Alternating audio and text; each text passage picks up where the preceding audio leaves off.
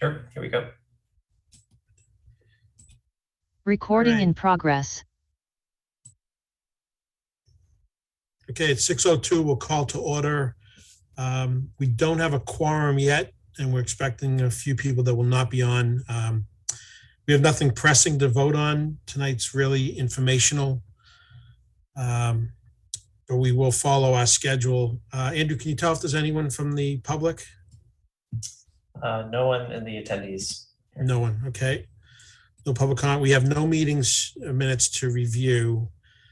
So we can start with lunch, moving right on. And our first subject is Weston Sampson. I see that we have some people on. If they can introduce. Stephanie, are you with Weston Sampson?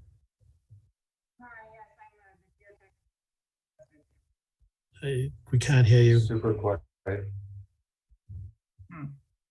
says I'm not on. Can you hear me? Very faintly. Very faint. Okay. There you go. How's that? Sorry, I was just waiting here. I don't know what's going on. Yes, I'm the geotechnical engineer from Weston and Sampson. Yeah, we're getting every other word, but. Okay. All right. And Christopher, are you with Weston Sampson also? Or? I'm with Tepe Architects. Okay, so you're representing Tepe. I know Charlie's going to be off. Yes. So all right. I'm taking his place. So we received a additional scope letter that I sent out this afternoon. There was a typo on the couple pages in with the amount of floors. It's more than 2 stories. Just wanted to, Chris Nixon brought that to us attention. He's flying right now. Geetha is, I don't know if she's on yet, but she is going to have the most questions for you. And I don't see her on yet. I'm going to email her to get on.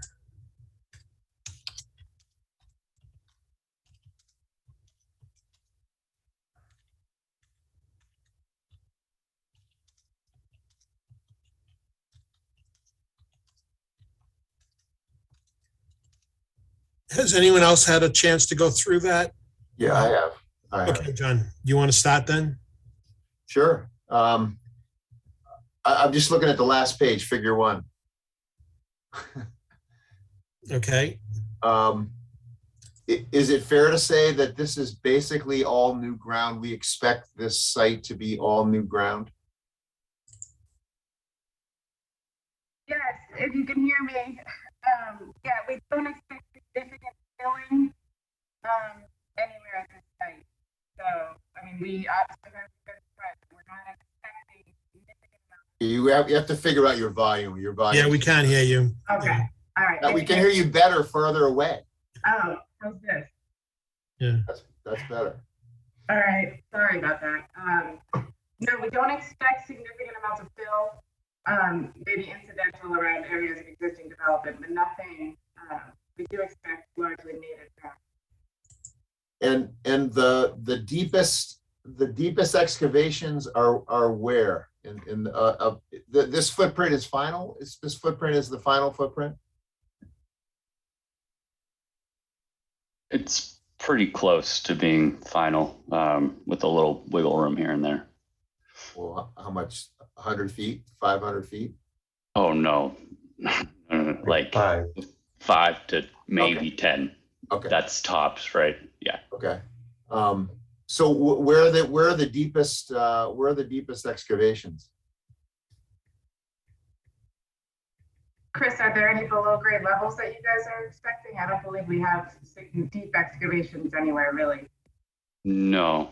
I think we were imagining potentially that the gym on that west side and kind of the northwest to step down a couple feet potentially towards the fields, just to make that a little more gradual grading wise between the two. But after that, it's just on slab, so it should be pretty. So it's no basements, no nothing.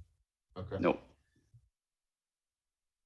And there's no is there excavation? Are they excavating virgin ground anywhere? They will need to construct the foundations, for footings, and maybe some limited excavations for new drainage features and utilities. But we're not talking major excavation work. Okay, so they're not taking down a hill to make the slab either? It's just flat ground? I thought there was a hill over there. No? Okay, Goes down to the fields, I think, okay, John. cool. All right. Yeah, wow, it looks fine. Yeah, it'll be a little bit of a cut fill, but not anything severe. Okay.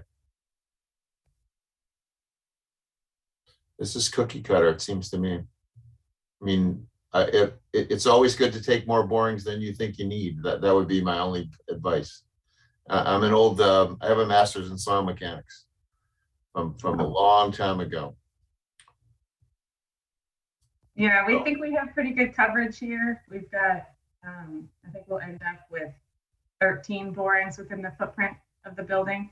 Yeah. So. Because the early exploration is not centered around this site. That's what I just want to make sure you have enough.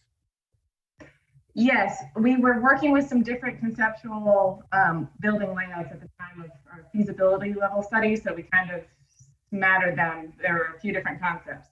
So we scattered them around, but now we've got about one boring for every 7,500 square feet here. We're taking one down, at least one down to 60 feet to get some, for seismic assessment.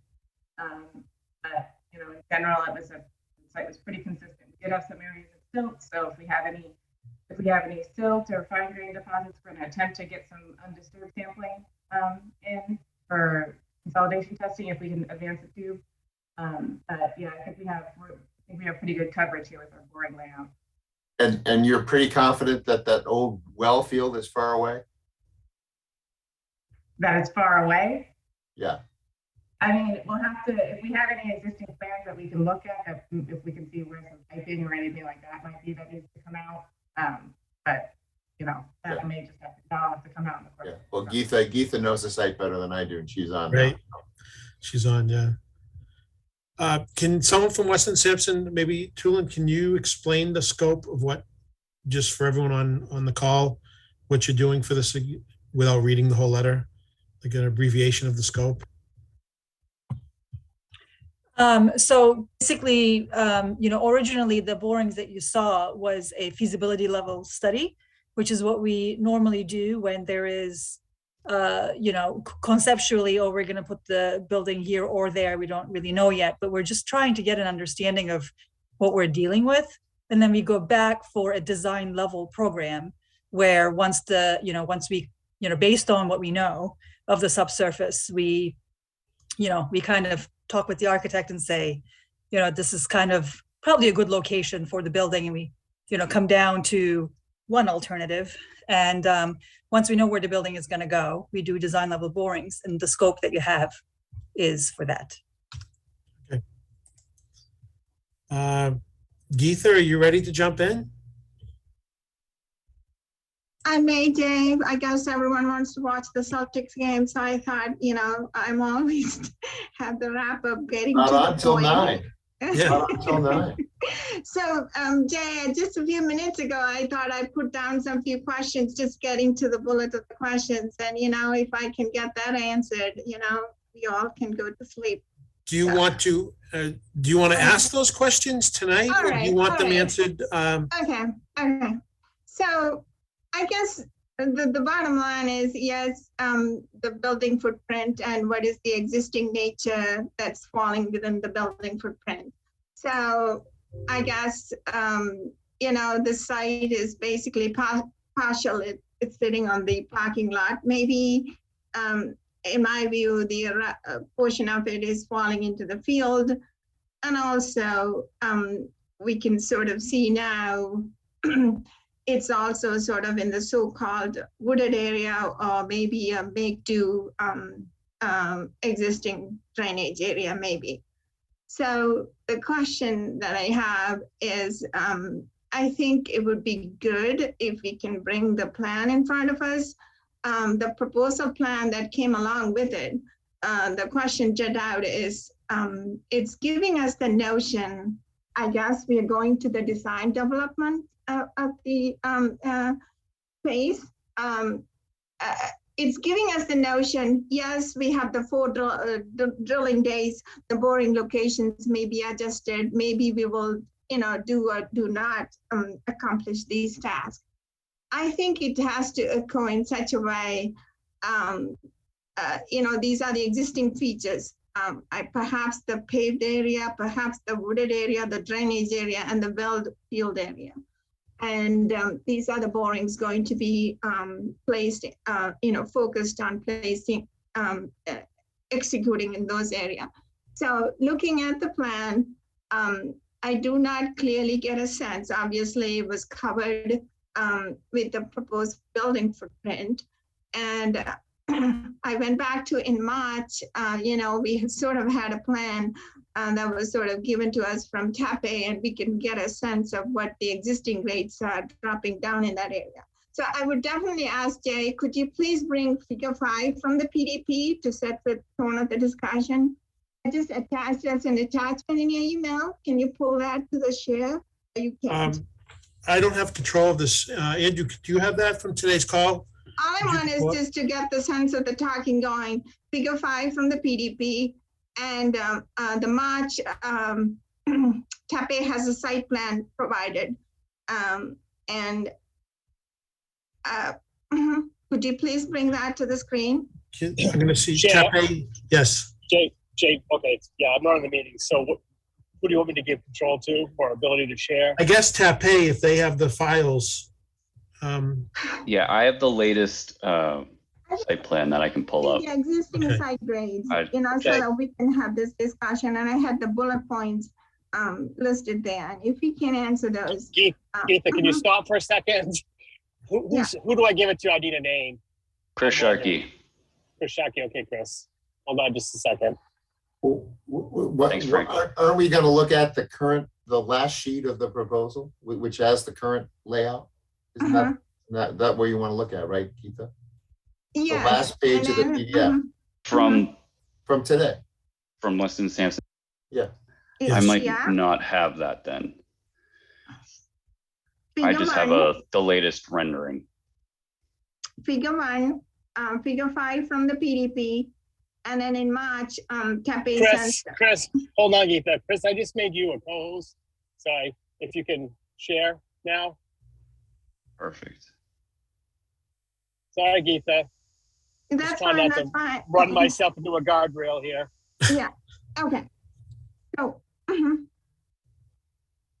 So this is from the PB. this one from the Yes. Western Sampson proposal, and it also had a proposed boring location.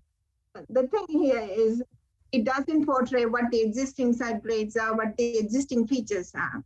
So in March, TAPE had a plan that we could clearly see it. If you can bring figure 5, just a minute ago, John Miller asked the question, how far we are off from the well field. If you bring figure 5, I can add some part to that discussion as well.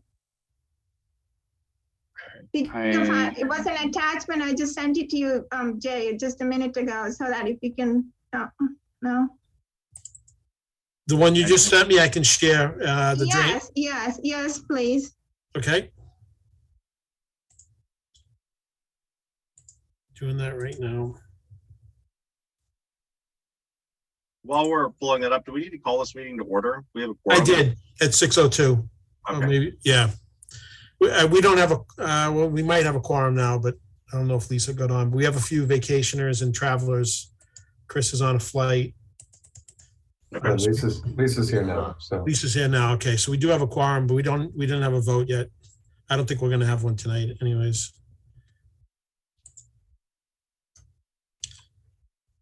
Jay, are you able to share? I just emailed that to everyone so they could see it.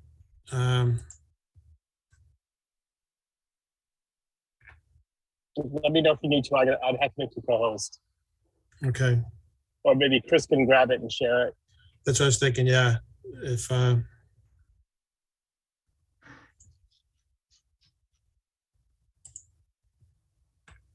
Chris, what's your email so I can send this to you also? It's Chris S. That'll be the easiest one at tape.com. Okay. I already had it. Okay, great. All right, I just sent you what Geetha's talking about, if you so you can have control of it.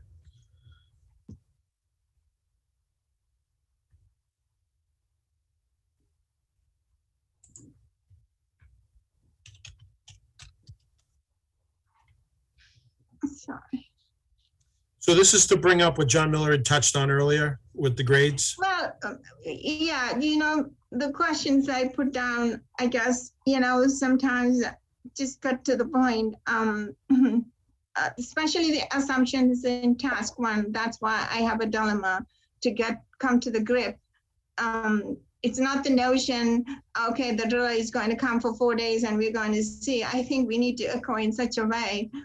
These are the features sitting in the building footprint. The driller has seen the site, the driller had seen the plan, and this is what they're going to accomplish. And I think we need to get that. Why am I asking that? It's going to affect performance of the building.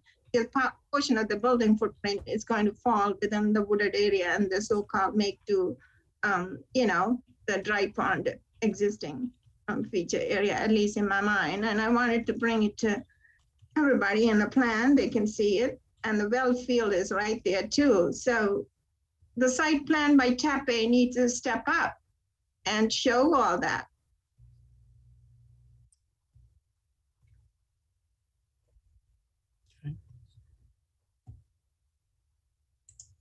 What are we waiting? I need to show something or no? No, I sent it to Chris because he has control of the screen so he can work on it. Okay, sorry.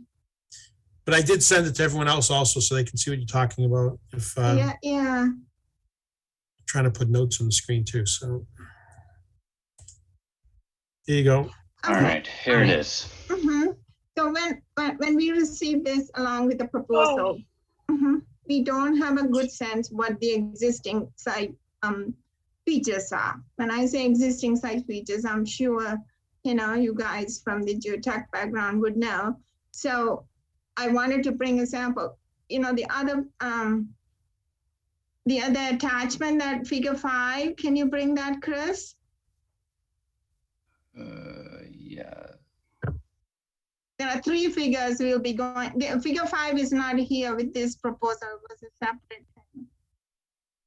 It's in the next email from Jay, just sent a couple minutes ago. So, Okay, I might not have that then. Yeah, what you're asking is you just want to see the boring plan overlaid on the existing site plan, in addition to the boring plan overlaid on the future site plan. It is 101. It's not something out of the blue I'm asking, because the site varies in grade. The existing features varies across. Do I care where B11 is B106? Obviously not, because it's the paved, it's no brainer. Maybe we would. Why I'm having trouble is B105. Is it targeted in the deepest part area of the wooded area? And indeed, if that's the case, has the driller seen the site and given us the assurance that they can accomplish it? I just don't get the tone in the proposal. It's like, we have 4 days, we're gonna try, and if not, this is the second time we're going into the site, so we need to get some grip. What is in front of us and how we're going to accomplish. So I have trouble with the B105. I guess, yes, this need to be shown on a site plan. I wish we could, yes. So this figure 5, can you move it down? See this feature that, I don't know, everyone can see my arrow or not. See, and there's a latest site plan has to reflect this. A little while ago, you asked, John, where are the well fields? I believe this is the well field that was shown on the 1982 plan. So that is it shown in the current site plan? And I have trouble, B105, is it going to be performed? Because the building footprint is sort of covering over this area, so in March, TAPE sent us a site plan where we can see this kind of an effect, but figure 1 doesn't show this. We can better understand the site and where the borings are going to be. So can I propose that we just, similar to the way that you have the existing Lynch School dotted into the future site plan, you do an existing site plan dotting in the future school and drop the boring locations on it. We'll just have 2 exhibits, one of the existing, one of the future borings in exactly the same place. Yeah, in March, TAPE sort of had it for the other layout. So that's the plan that we are looking for. We can sort of see how the existing grades are varying and a little while ago, we saw that existing features in the site, which I'm assuming the site plan, latest and greatest site plan prepared by TAPE would show all that, and we can get a better sense of B105 and whether we need more in that area. So that's the dilemma that I have in this proposal, and I do not have a clear sense. So another, my father made me work on a drilling rig when I was a kid and as a teenager. You got to get a truck there. You got to Yeah. get to the thing to put the boring down. So I think what Geeth is just saying is it'd be nice just for the drilling guys, the people have to do the work to know what they're facing when they get out there. And so that's one of the question I asked John, is that can we see the copy of the proposal from the driller? Has this driller has seen the boring location with this existing site features? It's always, it doesn't cut the deal just by giving us a daily rate without the driller being aware of where we are going to perform the boring. So, well, yeah, I mean, but yeah, so you just want to get the borings in the right place, and if it's going to be impossible to get that in there, then we got to think about that. You want Weston and Sampson thinking about that. Other methods of how we can know a better sense of the site conditions out there, I agree with you. It doesn't echo any of that in the proposal, so that's what I wanted to raise the concern. I mean, I have been raising this from day one, but now we're going as a second phase, and we need to get to the bottom. So wouldn't the way to do this would be to just take the footprint that you're looking at now and then just overlay it on the other sketch that figure 5 that you were showing, so that figure 5 figure 5 John, out desperation, I brought that. Let me just finish the idea. So this plan stays as it is. You do a second plan which just takes this layout with all the blue borings, and TAPE lands it on the other sketch, so that what goes out to the driller from Weston Sampson is 2 sketches, one showing this and the other one showing current conditions and where the borings are going. So if I may add to that, John, site plan has been prepared by TAPE. So, figure 5 as an argument's sake that I brought it up there. So TAPE has been performing the site survey and preparing the site plan. So why not we use that? Well, what you just showed us in Exhibit 5 doesn't have the final layout on it of the new school. So it has to be adjusted and updated. Yeah, that's also not that we have a survey. We should just put it on the survey with the building footprint, and we'll be good. Yeah, we can do that. Yep. Yeah, we can definitely do that. Get the intent. Yes. So probably different scales too, right? You got to match the scale and that kind of. Sure. Yeah. So with that survey that we have, we can the existing conditions, we can overlay the proposed footprint and put the borings on that, and that can be one, and then we'll have this as the second. So that should help us out. Will Weston and Sampson have to revise their pricing after that then? So narrow it down to, I need some clarification, how and what, has this been shared with the driller, and, is this going to be accomplished? How else I can say it? By reading the proposal, it doesn't give us the tone that exploration is planned in such a way it would cover that so-called area of concern right around the B105, Yes, to answer your question. You're saying they're quoting us 4 days max, and we want to be sure we get all the spots, right? Yeah, so, hold on. So only 11 borings. If they can't do it in 4 days, I mean, we could hand dig them in 4 days.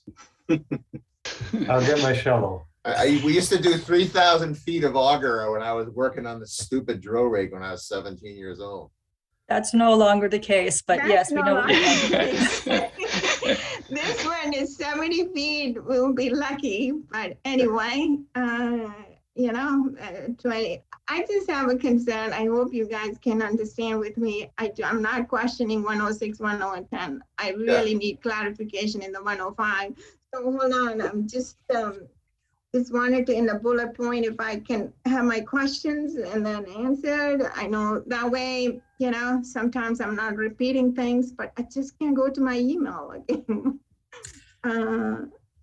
What John and Mark have proposed and then if that gets done by TAPay and shared with Weston Sampson, who will share it with the driller is a sub of theirs. Yes. So will that answer your questions so they will know what they're up against? And I guess they may have to revise their price. I'm not sure. Let me ask you this. They need a new letter. You want a new letter coming back saying you want the boring company to say that they have reviewed both of the drawings and are comfortable doing what they propose after seeing the drawings. That's the end goal here, correct? Agree. Weston and Sampson is the designer. Do they agree with my concern? Let me ask them this way, because they're going to write the report. Do they understand my concern? Do they agree with my concern? Obviously, the driller is going to perform the borings under their direction. So I guess I would first direct the question to Weston and Sampson. So the way we normally work these is that we call the driller and we get a quote and we say, we're going to do 12 borings in this space. Please give us a quote. And they give us a quote. And based on that quote, we basically, in our proposal, we say subcontractor wants this, and then our work will be this much. So they have already been contacted, and we will be using an ATV rig, but subsurface conditions vary. Sometimes we hit a boulder and we can never be sure that we're going to get all 12 borings. So what we normally do is we say we're going to do up to 12 borings, and we're usually pretty close to it, depending on what we actually find on site, because again, in the subsurface, you never know what you're going to get. So sometimes you may have to move a boring and that takes time. So, but we usually are comfortable with, okay, if I say up to 12, I get 12, I'm golden. If I get 11, I'm still going to be okay to stamp this thing. So we usually go through that in our heads before we write the proposal. And again, because the subsurface conditions are variable and we can't know what we're going to get, there is a little bit of safety factor in our timing. And then we also say, hey, listen, if we find something that is completely different and we do need more time, we will call you to ask for an additional drilling day. That's what our proposal says. So if you want us to get all 12 for sure, we're happy to increase the drilling days to 5 from 4. And we can probably, if we get more than 12, we'll get more than 12. But that is, people usually are concerned about how much money that they spend and, how much information they get. We're always, as geotechnical engineers, the more borings you have, the better. There's obviously a, sweet spot, shall we say, as to how much you want to spend and as to the information. But as geotechnical engineers, all we want is more subsurface information. If I may respond to your answer, Torin, I think the missing link here is, I'm with you, subsurface conditions, you get what, and you would not, finish. What is the missing link in the proposal is the accessibility to these borings, which is not cleared in the proposal. So it's not, we are debating, with the 4 days to kill the 12 borings, which is not at all discussed in the proposal, is driller has seen it. It would access, especially the existing features, site features are differing across the building footprint, which is not touched upon in the proposal. So that's what I'm struggling to get the answer in the proposal. So I'm with you, I've done it all. The site conditions varies, you may or may not, the depth, you may say 25 would turn out to be 40. What is definitely the missing link is giving us the insurance, because the building performance is going to depend on whether we have explored the condition. You may not achieve it with the borings. You may have to find other means, which is not a code in the proposal. So I don't, so I hope that concern is understood by Weston and Sampson, and if we can get a clarification on that. And how do we portray that discussion is, first of all, figure 1 should be replaced by the latest and greatest site plan that TAPE has done it. And I brought the figure 5 to the discussion here. We saw the depression in the ground, and are we going to explore the area by any means, because it's going to be under the building footprint. So is it going to buy borings? I don't know. Could the driller can access that boring? Because the proposal doesn't say it all. Proposal is saying Weston and Sampson will come and understand the site in 2 visits. I guess my argument is Weston and Sampson has been involved in the feasibility study phase. They know the site from top to bottom at this point. So give us some sense how we are going to explore the different site features with it, which is falling within the building footprint. So. All right, let's John and then Mark. John, you had a question or comment? Yeah, I was just gonna say, I think this is gonna work itself out. If you put the proper site plan at the proper scale on the other figure 5, we're gonna see whether the boring B105, I would think 103 and 102, those are the ones that they're either gonna be on top of a well field or they're gonna be in the middle of a hunk of trees. Right. And if they're not, or they are, we're gonna know. And then Weston and Sampson says, okay, we're going to cut down some trees, or we're going to move B105 and we're going to move it to some other place, and we're happy. So I would think it's going to work itself out. And we're not voting on it tonight. So right, we're not. Right. Mark? Let's just, so once we get the updated drawing from Chris, the Weston and Sampson can take a look at it. They can talk it over with the driller if they need to. And if there are any changes, they can send them on. If they think there's something that leads to a change, they can send it on to us before our next get together. Right. So we may, just on the topic on that, we may have to have a special meeting just to vote on this proposal so they can start, because our next scheduled meeting is until the 11th of July. If the proposal comes back, they want to be working the week, the 3rd week of July, I believe. So we may, depending on how the proposal comes back, I might have to call just a special meeting just to approve that proposal, but we'll get it out in everyone's hands ahead of time and make sure that everyone's had a chance to read it, so we can just have a quick call to approve that proposal. John? It looks pretty good to me. I mean, but for this other issue, but for this one issue, it looks pretty comprehensive to me. Right. We just need to get that answered, Vigitha. Yeah, the only thing I want to ask is why is that you guys are not doing any water sampling, groundwater sampling, environmental? Just curious, why only soil sampling? Environmental. I mean, I guess there's going to be a lot of site work, and there are some. I think my understanding is, it might be a bouncing back and forth between TAPE and whatnot, but there might be removing the existing storm drains maybe, or storm lines maybe, right? Well, Geetha, keep in mind, we're only doing this because there was money left in the feasibility and we're taking advantage of the school not being there. So we're moving ahead on some borings that really wouldn't have been done until the project moved a little bit further. So we're jumping ahead on these to be done during the school because they would impact the place where the kids are and everything. I think that other items like the water will come as the job progresses, correct?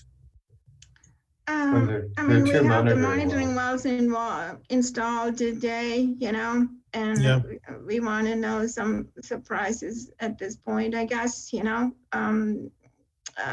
I was just curious. They're doing environmental soil sampling. Why not environmental groundwater sampling too? So, well, because the monitoring wells have been installed there. So, right.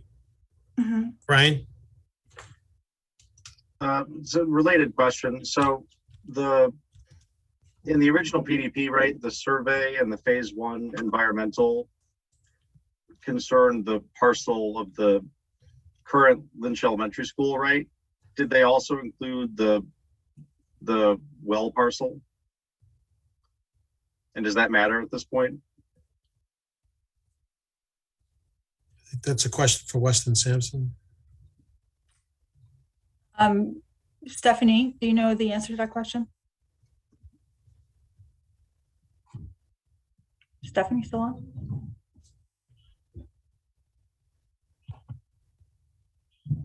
Oh, she is. Yeah, we just can't hear her. We can't hear you. I've called in on my phone as well. Okay, now we can hear you. Oh, not anymore. Well, she's muted now. Can you hear me now? Yes. Yes. I called in on my phone as well because I know I was having the microphone issues at the time.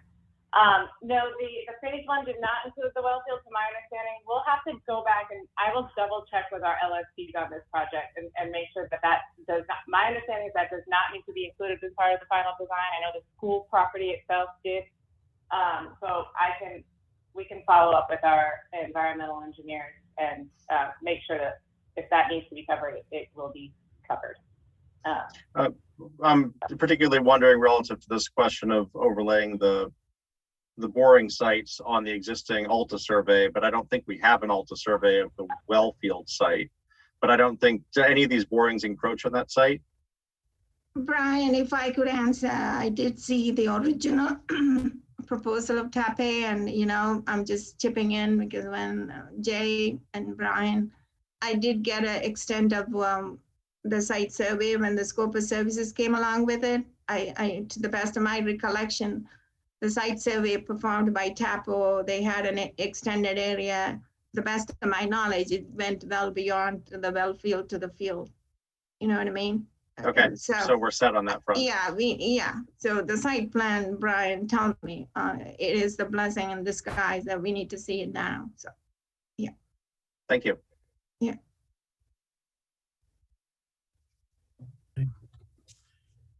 Any other questions on the geotech? So we let Weston Sampson go. I don't see anything. No. All right. Well, thank you for your time tonight. We'll get those TAPE. We'll get those drawings to you, I guess. And then get in touch. Okay. Well, we'd like to have time to send it out and let everyone review before we call a meeting. So we want to work backwards from the 11th and make sure we all have proper time to review and have any comments. Okay. All right. We can do that.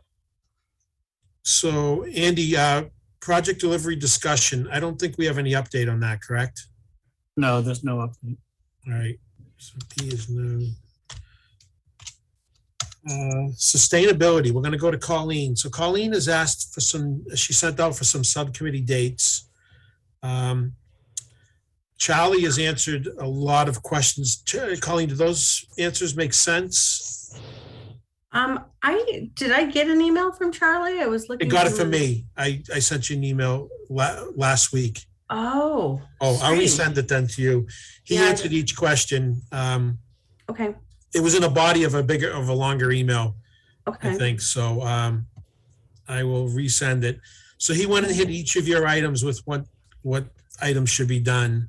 Okay. We did go back and forth again today on the Eversource presentation, I guess. Okay. And even though I'd like the full committee to be done with. How are you? What's that? It's me too. Colleen, so Charlie recommends Eversource address during the daytime, but we will send a link to every committee meeting member to see if they have time to log in during the day and listen to what she has to say. Okay. If that makes sense to you. I mean, you're doing other of these now. I was referring back to the high school. We did the high school. It was great. They came at the beginning. It was very interactive. Eversource and NGrid came, but NGrid put the lead to Eversource because they were a bigger player and took the back seat. But that was years ago, as we know. And now Charlie said that they're really not doing that. So is that what you're seeing also? Well, in Arlington High School, National Grid did have a presence, even though we weren't doing gas. It was kind of a strange partnership, but I think Eversource would be the lead here. Right, So that's I what think he's saying, so. yeah. And I think it just makes sense to invite folks to be a part of it because we have so few of these meetings that it really would be an hour and a half of going Right. through incentives. So as long as everyone gets that invite in enough advance to make it work for them, then that would be great. And then in terms of the polling that went out today, I've been chatting with Ken as well. We just want to take advantage of this window of time where, as we're evaluating the sustainability strategies, we're getting feedback to the team as quickly as possible so that it's, like everyone knows the arc of good decision making happens in the beginning of the project, so it doesn't cost the project time and money later. So there are questions around solar, around EV charging, around systems, lead in general. So instead of making that all one discussion each time, as we've done with the sustainability subcommittee, we'd like to go topic by topic. And then also folks, from this committee can self-select if they want to come in, have a discussion. If everyone's really interested about solar, then we can do that. Make sure that those topics are clear. But I know it's hard to make those commitments to time because people are going to be on vacation, but I appreciate ahead of time any flexibility that. Right. Well, it seems like you've given them a lot of dates. So. I did. Yeah. I did. Yeah. So hopefully those worked. Charlie's on vacation, but I'm going to let him know that we are okay with a daytime meeting with Eversource. And like I said, the committee will be addressing your committee and the architects, but we'll invite everyone on the whole EFPBC to watch if they can. From the other few schools, it is informative to see what's going on and the incentives they're giving us and see which ones are worth it and which ones are not. So. I had a quick question, Jay. Sure. Colleen, when we look at alternatives in sustainability stuff, do we always look at we frame each alternative in the same way? In other words, like first cost, ongoing, running cost, term cost, time, when do we have to change something out? You know what I mean? I think it's one of the biggest challenges that, that I recall is doing this before is, okay, we save some money in the first cost, but, we're committed to change things out every 10 years and, we spend more money now and we don't change anything for 50 years. So, those are the kind of things that are we trying to organize these decisions along the same time? Yes, absolutely. The life cycle costing so that we're looking at the arc of, like you're saying, the life of the equipment and not just a snapshot of 10 years, because that's, we're hoping that this is what would we say, like a 40, 50 year school, something like that, right? 50-year school. Yeah. So, absolutely. The modeling that happens. So there's the model for our project, which is usually about code and about lead, and there are different energy conservation measures that we can test in that. But the utility modeling typically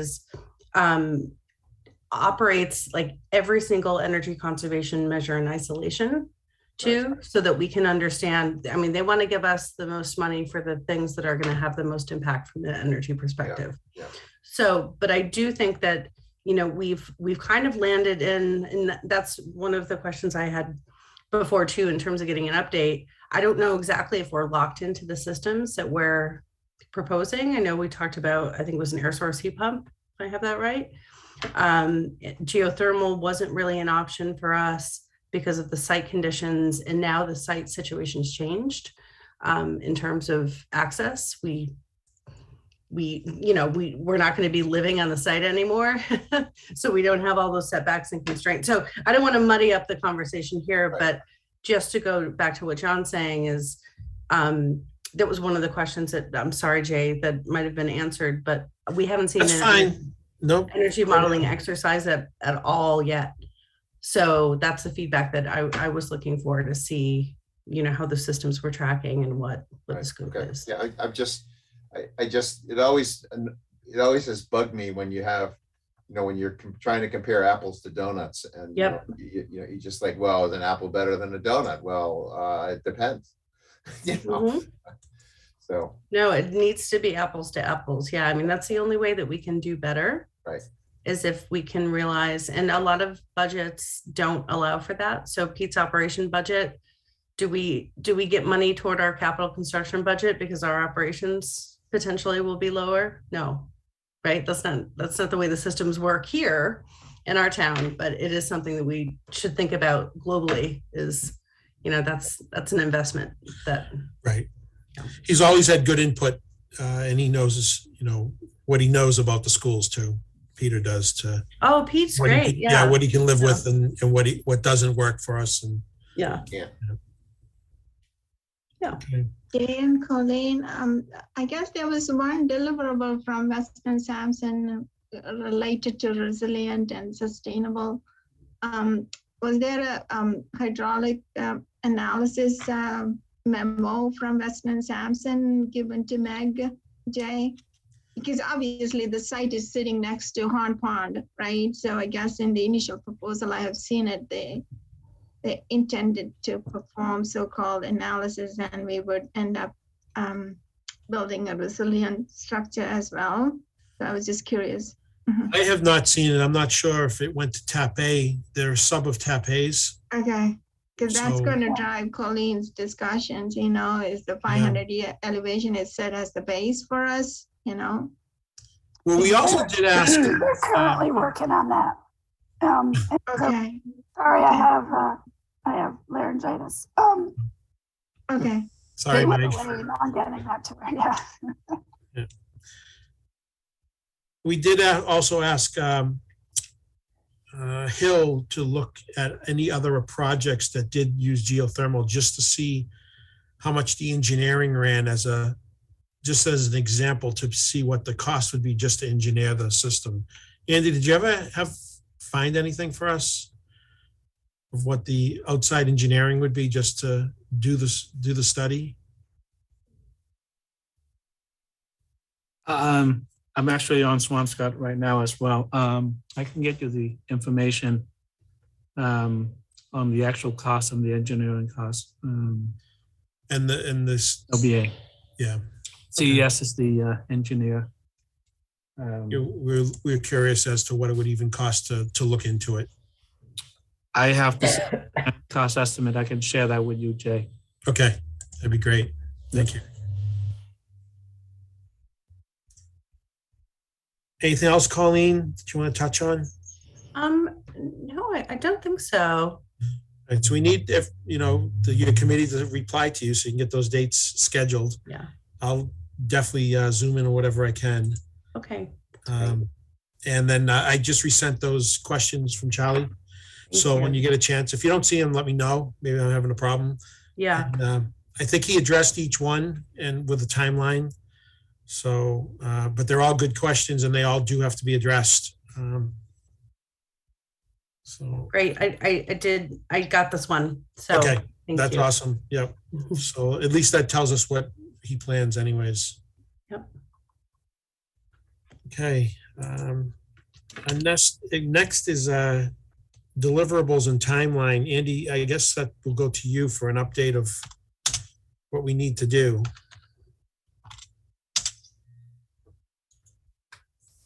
So for the next deliverable would be on September 1st, schematic design. I will work with Taipei, setting up a meeting with Meg, and I'm looking at toward the end of this month to go over the deliverable. One of the major one will be the 3011 budget, the project funding agreement budget sheet, and I'll work on all the deliverable and get, what is required by the district, and then I'll work with Meg on that. So when do we need to know the way we're going to build the project? If it's at risk or not? What's the date on that when we really have to get into this discussion? I think we need to get that probably in July, August, the latest, because we need to send that out for cost estimate. We're looking at around the second week of August for cost estimate in order to get us, we need a week for reconciliation. So I'm talking about like August 8th, the latest. So that way we can get all the package, everything on September 1st. To them. So we, as a committee, we need to set a date. By the end of July, we have this set for you then, I think. That would be great. All right. Is that a serious discussion, Jay? I mean, is there a why would we go CM at risk? Well, we're starting to see the delivery of product, not like in the other jobs we needed it to get ahead, which we don't need to here, but we're thinking of, would we pre-order the steel? Would we pre-order something that's going to be such a long lead time? It could damage the job, mechanical equipment. Do we need to get someone on board and release some of these items, especially the steel? And that's what we're up in the air about. I don't know if anyone has any concerns on that, but Charlie is starting to think that way also. That do we have to pre-order some equipment? I would not want to do a CM at risk on this. It's just that we have a chance of, by the time the drawings go out and bidding it, that the steel's a year away and the job just sits for a year. Yeah. Are you saying, Jay, we need CM at risk to pre-purchase items? That was brought up by Charlie, was thinking not to CM at risk. In the past, we've done it to get a scope done, like demolition, abatement. We've done it that. We might have to look at CM at risk to pre-order items because to meet the I schedule. have seen it, we don't need CM at risk and pre-purchase items as well. So with a CM at risk, we usually bring them in after DD. So a couple advantages of that is they can, do the buy-in on the constructability review. They can, submit an early package for steel, foundation work, and any long lead item, we can procure that early on, so that way it will help with the schedule. And a lot of time we try to shift the risk onto the CM for any unknown, like a lot of the renovation stuff, but we're doing a brand new building. So No, Right. But so I don't. But the flip side of that, Andy, is you have less. It's less of a pointed spear as far as competition goes, and it's more administrative and management work for our team to manage all this stuff with the CM at risk. So Absolutely. yeah, with a CM at risk, you're gonna get like their staffing is you're gonna get like between 5 to 10 staff versus a general contractor. You only get like two, like maybe a superintendent, general superintendent. It's just higher costs. Unless there's a real reason to do it, I don't. I work with both, and I find I like design bid build, very traditional. You got a lot of saving that way. I think so. It's either that or you design it, you build it, you run it for 30 years and pay the oil and the energy cost. We'll see in 30. That's the other way to do it. We've done both projects, one in Middleton by the same designer, same building. The bid came in around, I think, $36 million. And same building, same architects, with a CM at risk in Lexington. I think it's about $10 million more. Yeah, different market, different local market too. But yeah, for the points taken. Well, so the next couple meetings, we do have to address that. Would the designer identify the risk that we have in front of us, Jay?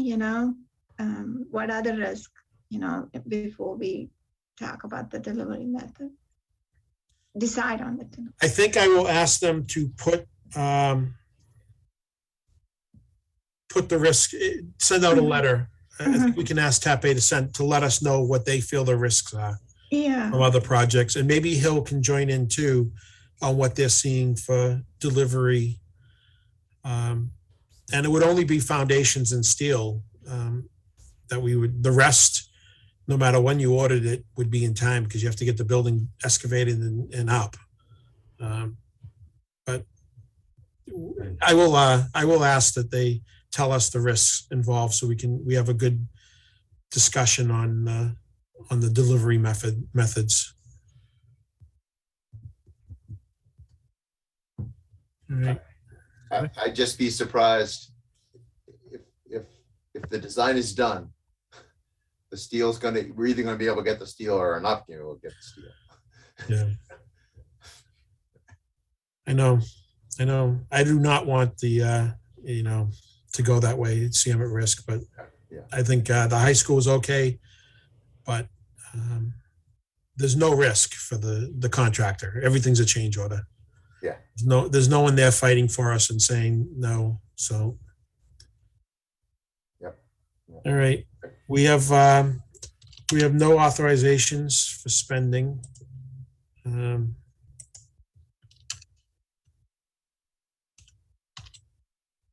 So, my notes, next meeting dates, we have July 11th, August 25th, August 8th, and August 22nd. The 22nd will be a vote on the package to go to the MSBA, I believe, Andy, right? That's an important date. Yes. Okay. That would be on the 22nd. So in between now and the 11th, we'll probably have a special call just to approve the revised boring proposal. Also, Andy, Chris Dixon made a point today as he was reading it. There's a typo on the description of the school. If you could have it fixed also. In the section, it says it's just a 2-story school. So just want to make sure everyone's on the same page. All right. Anything else? We're on schedule. Any comments? Jake, could you just repeat those meeting dates again? It's Lisa. Sure. They're on the schedule I sent out to Lisa. Oh, okay. All right. Never mind. I'm sorry. Anyways, it's June 11th and July 11th and the 25th, August 8th and August 22nd. And there will be one special call to approve this boring proposal so that we can get them. They want to get in the 3rd week of July. Okay, great. So we'll need to get a quorum together just to approve that.